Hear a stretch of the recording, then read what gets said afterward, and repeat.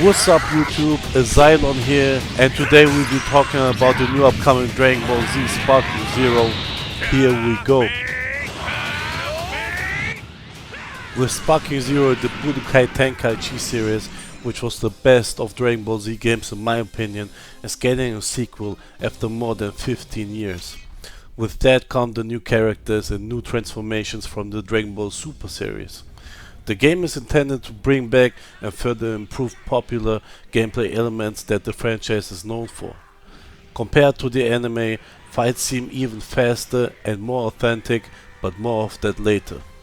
Because there was a very sad moment in the history of Dragon Ball Z. The creator and mastermind behind the series, Akira Toriyama, has passed away. Hopefully he came to a better place. He has unfortunately died on March 1st, 2024. The Dragon Ball Z series has left an unbelievable mark on the world of anime and at the hearts of the fans. Thanks to Akira Toriyama. This is what is said to be his last drawn picture. A picture of C-18 and her and Kuririn's daughter Marin in her arms. May Akira Toriyama rest in peace. In this video, we'll talk and show some scenes from the new upcoming game, Dragon Ball Z Sparking Zero. There are rumors that Sparking Zero will have more than 150 characters. In comparison, Budokai Tenkaichi 3 has 98 characters and Xenoverse 2 has 131 characters. Now Bandai has revealed more than 35 characters up to date, but there are rumors of which characters could make it in the game. Here's a prediction somebody made online of which characters could be in the game. What's your thoughts on this?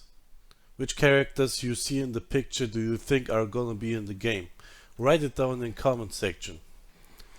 Bandai revealed Super Saiyan 2 and 3 Goku, Super Saiyan God Goku, Super Saiyan 1, 2, 3 Vegeta, and Super Saiyan God Vegeta. Obviously Goku and Vegeta in every known form except for the Super Saiyan 4 forms. Also Bandai has confirmed 11 more characters later on, which are Hit, Legendary Super Saiyan Broly, Legendary Super Saiyan Kale, Berta, Geese, Toppo, Dispo, Super Trunks, Kakunza, Max Paul Roshi, and Nappa. Now speaking of character roster, what's actually interesting for us is what can these characters do on the battlefield. Bandai gives us an exclusive glimpse into gameplay footage and wrote about some features that will actually be in the game. Now first we're gonna read what Bandai has to say on the page. In addition to close range attacks with rush attacks and combos, we kept battle systems such as the Dragon Dash, which enables high speed movement, the iconic counter system that fans know and love, as well as the impact action, which allows intense fistfights or the exchange of energy blasts. Now let's break down 4 new features. Short dash. One of the biggest changes was to boost the normal movement, making it as fast as the dash in the previous title, and to allow a short dash that lets you move at lightning speed with a button that is to be used for dashing. This change opens up more possibilities for movement, attacks on the go, and even more complex actions.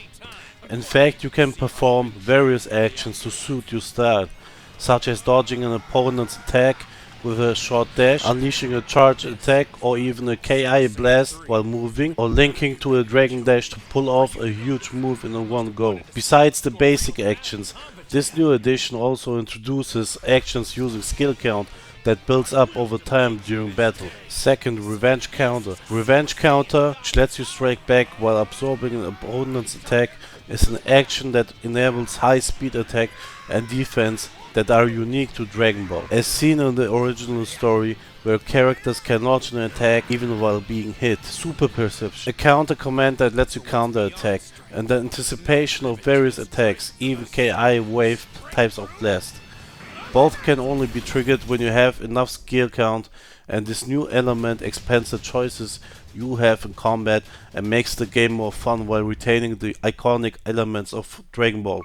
Vanishing Assaults. Last but not least, we've added a new action using KI called Vanishing Assaults that lets you approach an opponent instantly and pounce. I'm sure you love this new option at mid-range. where it's hard to choose whether to attack from afar or get up close and personal. We believe that these features will make the battles more Dragon Ball-like and more strategic. I hope this demonstration answers most of the questions coming from Budokai Tenkaichi fans, but I also hope that I've captured the interest of the newcomers to the series who are looking for a flashy and impressive Dragon Ball 3D battle game. Beyond the battle system, there's another pivotal aspect I want to emphasize today: the characters. In our previous trailers, we unveiled a plethora of both familiar and new faces. Now we're thrilled to introduce you a new trailer showcasing a wide range of characters joining the roster. We have been dedicated to developing an electrifying and intense battle experience. Also, we know so far different mechanics in the game will further improve immersion and make it feel thrilling every time you choose different characters, because Bandai also announced that you will experience every character's unique abilities and fighting styles. That means, for an example, that a very powerful character and a very quick character have their very own traits and qualities. You can really get a sense of what the characters would feel like in real life. You know, you had that feeling in all the games like Tenkaichi 1, 2 and 3, but I think this is the most advanced and most complex Dragon Ball Z fighting game that we had so far, also in terms of technology. Moreover, I have the graphics improved, and you can see how much work the developers have put in the looks of the game. You can see so many details in the graphics and light in these battles that they're also pretty exciting to watch, like you wouldn't necessarily need to play to have fun. Now there is the questions we are all asking, like what kind of arenas will there be, what kind of gameplay modes will there be, how will they implement the story in the game. Besides online PvP, will there be a possibility to play the campaign or scenario in co-op mode? These questions will hopefully be answered in the future, and I recommend to you to subscribe to my channel and stay tuned, because I will get you the newest information as fast as possible and as soon as it gets released. Now, what kind of game modes do you think will come in the game? What kind of game modes would you wish were in the game? Write your thoughts in the comment section.